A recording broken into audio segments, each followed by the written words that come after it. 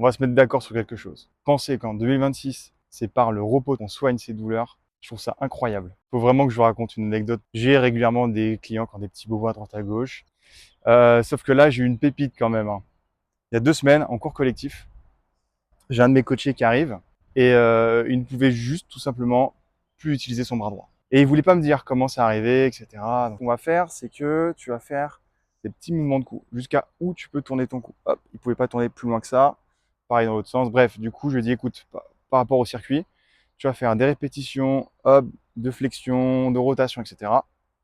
Et miracle, au bout de la fin de la séance, bah, il pouvait bouger son cou jusqu'à là et son bras redevenait fonctionnel. Sa douleur, il a eu comment? Eh ben, en fait, il a fait du ventre-glisse et il s'est pété la gueule.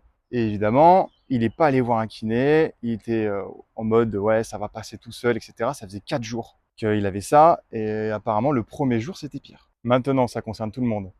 Dès que vous vous faites une petite blessure, vous avez des petites douleurs, allez consulter le plus rapidement possible parce que le temps que vous allez perdre à aller consulter, vous allez tellement y gagner plus tard.